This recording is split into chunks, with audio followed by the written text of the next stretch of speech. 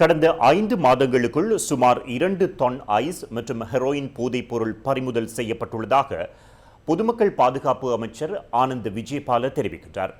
எதிர்வரும் 26ஆம் தேதி அனுஷ்டிக்கப்படவுள்ள சர்வதேச போதைப்பொருள் ஒழிப்பு தினம் தொடர்பில் விளக்கமளிக்கும் ஊடக சந்திப்பில் கலந்து கொண்டு அமைச்சர் இதனை கூறினார்.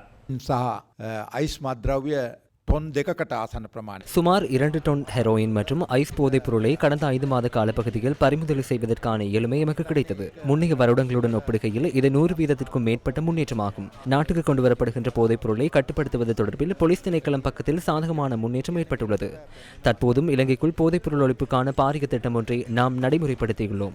அதனை நாம் வெளிக்காட்டாவிட்டாலும் நாளாந்தம் அந்த பணியிடம் பெறுகின்றது. இந்த போதைப் பொருள் பெரும்பாலும் இலங்கையின் பயன்பாட்டிற்கு அல்லது விற்பனைக்கு கொண்டுவரப்பட்டுள்ளது. இந்த போதைப் பொருட்கள் பாகிஸ்தான் மற்றும் ஆப்கானிஸ்தான் போன்ற நாடுகளில் இருந்து இலங்கைக்கு கொண்டு வரப்பட்டுள்ளன. அதிக அளவிலான கடத்தல்கள் இந்த நாடுகளில் இடம்பெறுகின்றன. இலங்கைக்குள் பயன்பாட்டிற்காக இவை கொண்டு வரப்பட்டதாகவே தகவல் கிடைத்துள்ளது. බවට තොරතුරු ලැබිලා තියෙන්නේ ඒ ආකාරයේ පැමුණුණු මත්ද්‍රව්‍ය තොග තමයි මේ විදිහට වැටලීම් කරලා තියෙන්නේ.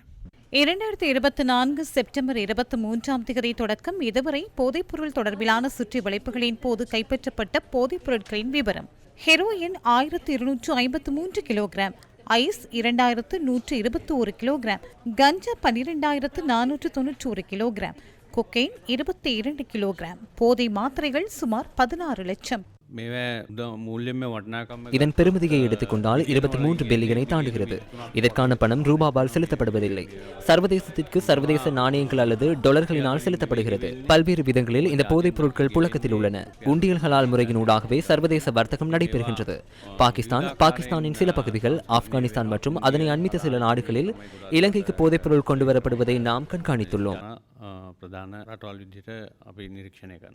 போதைப் பொருளுக்கு அடிமையானவர்களுக்கு புனர்வாழ்வளிக்க கிளீன் ஸ்ரீலங்கா திட்டத்தின் கீழ் 950 மில்லியன் ரூபாய் ஒதுக்கப்பட்டுள்ளதாக பொதுமக்கள் பாதுகாப்பு அமைச்சர் தெரிவித்தார். தற்போது 4 மத்திய நிலையங்கள் உள்ளன. இந்த 4 மத்திய நிலையங்களில் சுமார் 140 பேருக்கான புனர்வாழ்வு வசதியே உள்ளது. எனினும் இந்த வருட இறுதிக்குள் குறைந்தது மாகாண மட்டத்தில் ஒரு புனர்வாழ்வு மத்திய நிலையத்தை ஏனும் ஸ்தாபிக்க நாம் திட்டமிட்டுள்ளோம்.